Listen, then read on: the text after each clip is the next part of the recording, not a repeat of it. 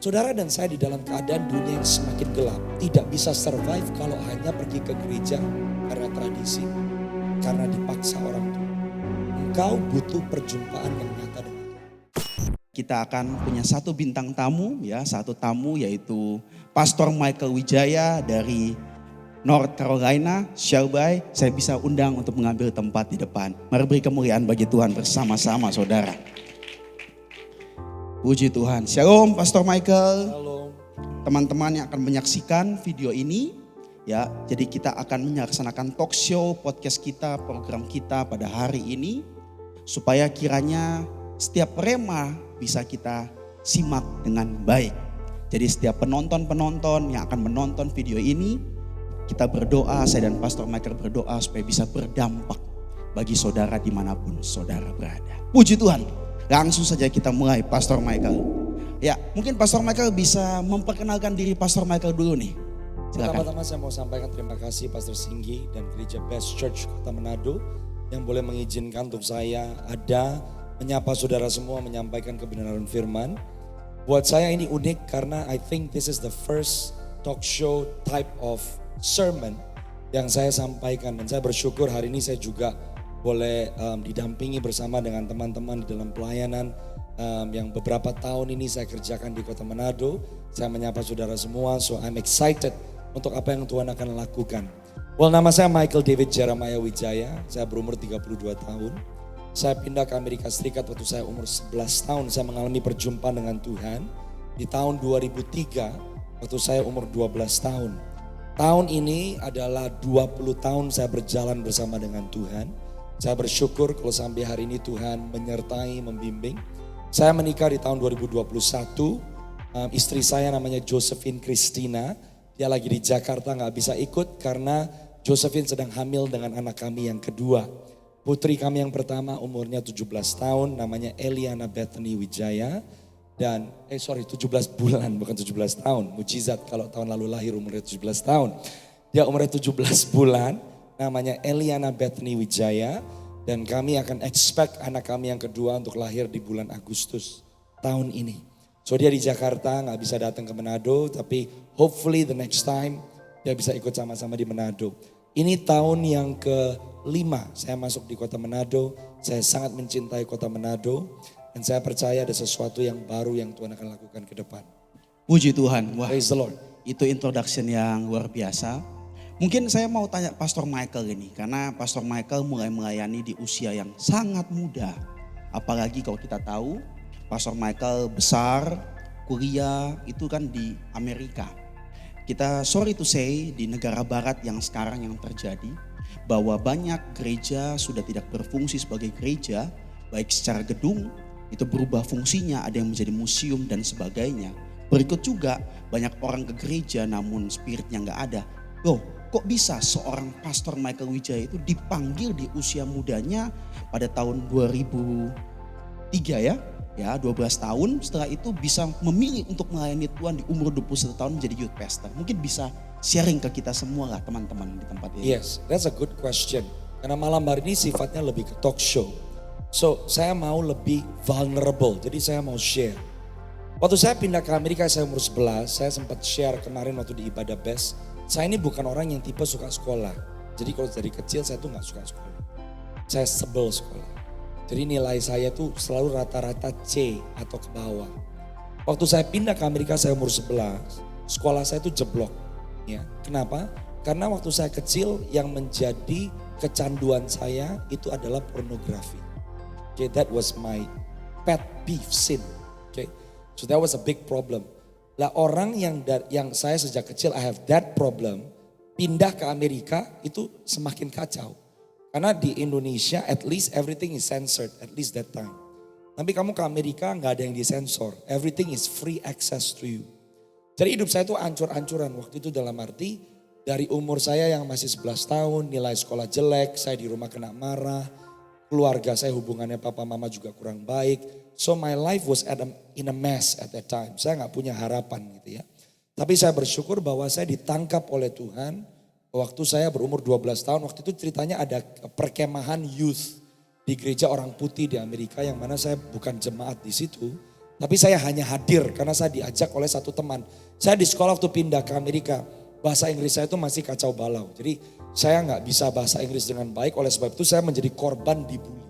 Oke, saya menjadi korban dibully. Saya ketemu sama satu orang yang lumayan baik, cukup baik. Dia undang saya ke youth campnya dan saya memilih untuk hadir. Tapi saya tahu itu adalah cara Tuhan. Sampai di sana saya mengalami perjumpaan dengan Tuhan hari Kamis malam jam 10 malam. Dari Kamis malam tanggal 28 Agustus jam 10 malam. Satu peristiwa yang merubah hidup saya. Tapi saya bersyukur kalau saya boleh ada hari ini itu karena saya punya ibu yang tidak berhenti berdoa untuk saya. Papa saya itu ke gereja, dia mengalami perjumpaan dengan Tuhan waktu kuliah di Amerika di tahun 80-an. Papa saya dan ibu saya itu berjumpa atau bertemu di Los Angeles.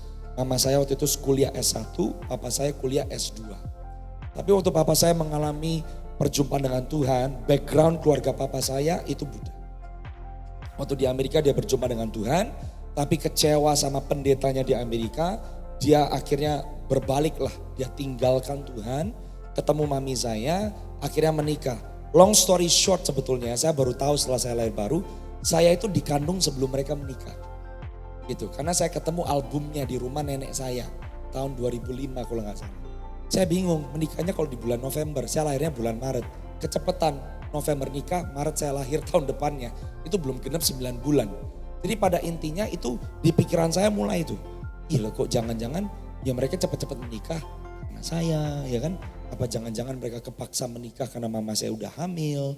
Terus lagi pula karena saya bertumbuh di dalam keluarga yang hubungan papa mama saya bisa dibilang gak dekat, saya sebagai anak merasa guilty. Jangan-jangan ini jadi menikah hanya karena saya gitu.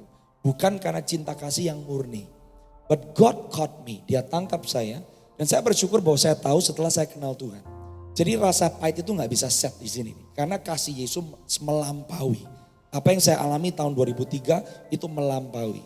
Jadi setelah saya tahu itu 2-3 tahun setelah saya lahir baru, for me it's a no problem. The Lord empowered me untuk melepaskan yang namanya pengampunan. Tinggal di Amerika gak mudah. Saya di high school, waktu itu bisa di kelas ya. Buka pintu kelas itu ada murid yang lagi berhubungan seks. Kayak begitu di Amerika. Free gitu ya. Seperti itu. Tapi karena saya cinta Yesus. Karena perjumpaan malam itu. Saya kenapa perlu highlight itu.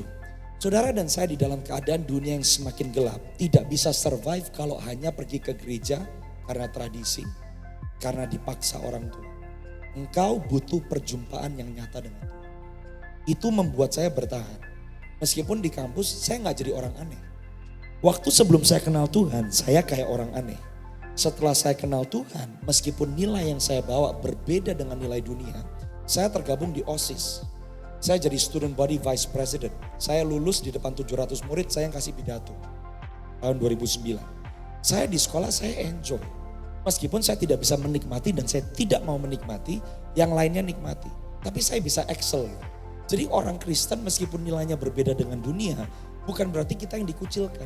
Kebalik, kita anak-anak kerajaan. Saya enjoy di high school. Orang-orang memanut kepada saya. Sekolah saya mulai pulih.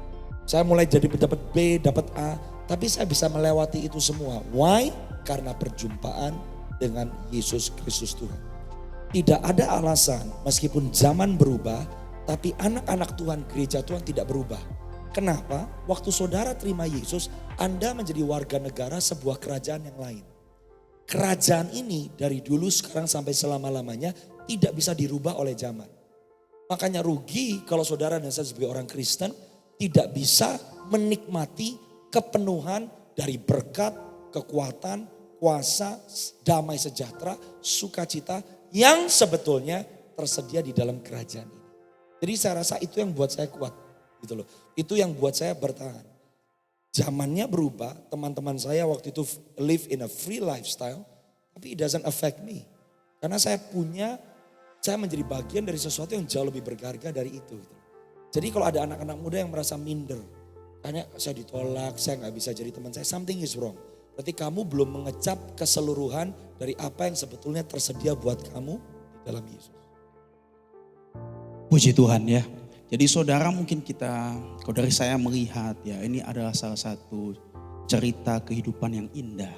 Di mana Tuhan menceritakan dari kehidupan seorang Pastor Michael yang dulu mungkin dipikir gak layak untuk jadi seorang pendeta. Namun jika kita punya support system yang kuat, salah satunya itu doa ibu ya. Berarti hari ini mungkin teman-teman yang menyaksikan acara ini, mungkin jika engkau punya anakmu yang sedang bergumul, janganlah pernah berhenti berdoa. Karena firman Tuhan berkata, bersukacitalah senantiasa dan tetaplah berdoa. Karena waktu kita berdoa, tak bergumul membawa dalam doa, Tuhan itu bisa membuat sesuatu mungkin yang tidak baik, bahkan dia bisa lahir menjadi emas. Namun kita tahu dunia yang terus berubah. Namun firman Tuhan juga bilang kan, janganlah engkau serupa dengan dunia ini, tapi berubahlah oleh pembaruan budimu, sehingga engkau mengetahui manakah kehendak Allah, apa yang berkenan dan yang sempurna. Bagian anak muda juga yang mendengar, mungkin hari ini engkau sedang jatuh dalam dosa, engkau sudah pulih untuk jatuh dalam dosa, jangan mundur. Namanya setiap ketika engkau masih diberikan kesempatan untuk bernafas, darah masih mengalir, jantung masih berdetak, Tuhan masih membuka jalan bagi engkau. Karena di mana ada niat engkau mau bertemu Tuhan, mendekatlah kepada Allah, maka Allah akan mendekat kepadamu. Berarti kalau ada satu niat, saya mau mendekat kepada Tuhan, Tuhan pasti menolong Anda.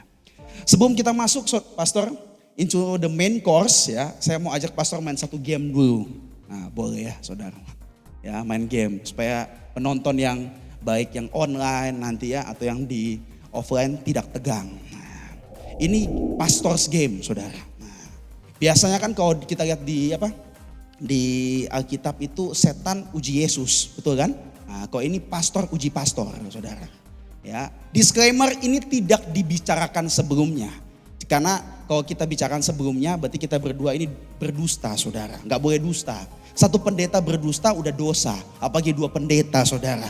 Hukumannya bisa neraka bersorak-sorai nanti saudara. Oke, let's play the game. Oke, jadi gamenya sederhana Pastor. Kita tahu kan dalam khotbah itu, dalam teologi kan ada tematik, ada topikal kan. Nah, saya akan kasih Pastor satu kalimat atau satu kata. Silakan Pastor berkhotbah dengan kata itu. Nah, ini jujur dari tadi di sini belum ada yang kasih saya contekan. Jadi tiba-tiba yang terngiang saya akan langsung katakan. Nah, kita menguji kependetaannya 10 tahun saudara. Nah, betul kan? Nah, tadi kan ceritanya dulu kan dari awal lahir baru jadi pendeta. Terus sekarang udah melayani 10 tahun lebih 12 tahun. Kita mau uji kependetaannya saudara. Saudara siap? Nah, Kayaknya nggak siap. Oh, iya. Saya berdoa dulu ya. 10 detik ya.